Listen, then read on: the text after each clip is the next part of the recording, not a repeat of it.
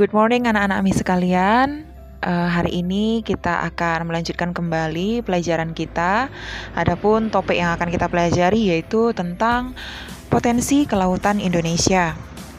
Dalam hal ini potensi kelautan Indonesia ada banyak. Di antaranya ada di bidang perikanan, di bidang sumber daya mineral, energi kelautan, transportasi, pariwisata, industri kemaritiman, maupun industri pengolahan hasil ikan. Dan sebenarnya masih ada beberapa potensi-potensi lainnya. Namun kita hanya akan membahas beberapa di antara potensi-potensi utama berikut ini. Potensi perikanan di bidang kemaritiman bisa kita bagi menjadi dua jenis. Ada perikanan tangkap dan ada perikanan budidaya. Perikanan tangkap itu usaha penangkapan ikan yang langsung dari alam, misalnya dari sungai atau dari laut. Sedangkan perikanan budidaya itu yang memang sengaja dibudidayakan atau dipelihara.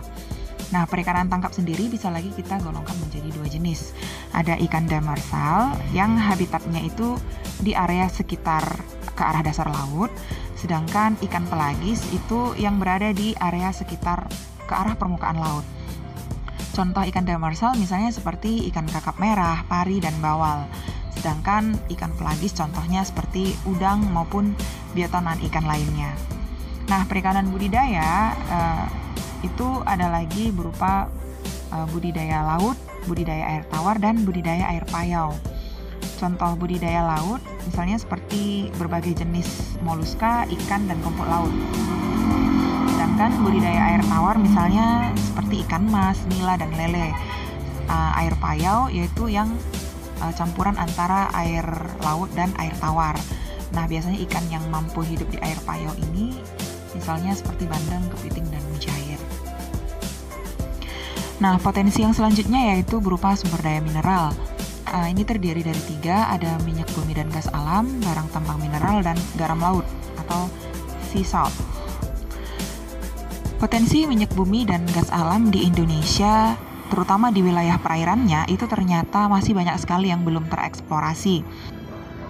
Berdasarkan data dari Badan Penelitian dan Pengembangan Energi Sumber Daya Mineral, itu ditemukan ada sekitar 60 cekungan berpotensial mengandung migas, 40 cekungan itu terdapat di lepas pantai dan 14 di pesisir, dan hanya terdapat 6 di daratan. Dan dari cekungan tersebut, diperkirakan potensinya mencapai 11,3 miliar barel minyak bumi dan sekitar 101,7 triliun kaki kubik untuk cadangan gas bumi.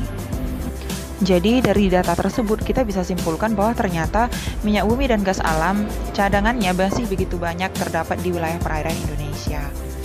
Begitu juga berupa barang tambang mineral. Ditemukan nodul-nodul mangan yang tersebar di dasar laut pada kedalaman 2.000 sampai 5.000 meter yang berada di kawasan Samudra Pasifik dan Samudra Hindia. Itu artinya masih banyak sekali cadangan-cadangan yang belum tereksplorasi oleh negara kita. Selanjutnya itu garam laut. Nah, garam laut ini harusnya bisa menjadi komoditi strategis di Indonesia, mengingatkan wilayah Indonesia itu dikelilingi oleh perairan laut yang luas. Jadi seharusnya garam laut bisa dikembangkan untuk bisa memproduksi dalam jumlah yang besar. Namun kenyataannya justru Indonesia yang sebagai negara maritim terpaksa mengimpor garam akibat antara produksi dan konsumsi itu terjadi ketidakseimbangan.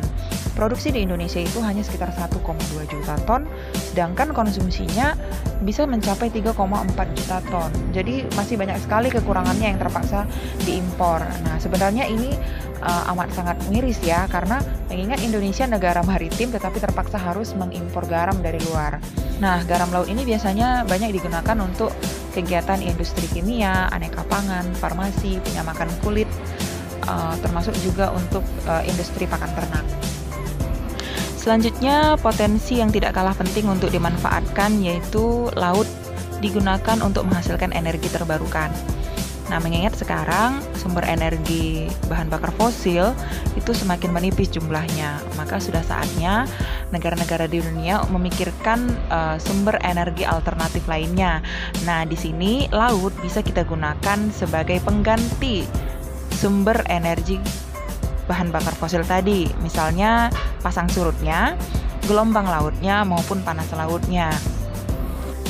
Nah, banyak negara-negara maju di dunia sudah mulai memanfaatkan energi pasang surut, gelombang laut maupun panas laut ini, misalnya seperti negara Jepang.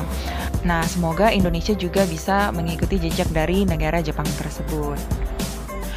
Potensi kelautan selanjutnya yaitu di bidang transportasi. Nah, mengingat Indonesia itu kan terdiri dari banyak pulau, seharusnya jalur yang paling efektif untuk digunakan adalah jalur laut.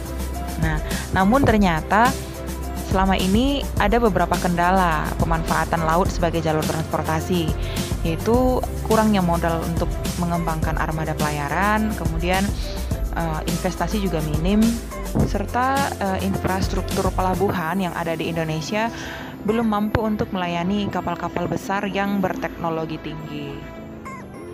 Selanjutnya, wilayah laut juga sangat berpotensi untuk dikembangkan sebagai lokasi wisata pariwisata bahari.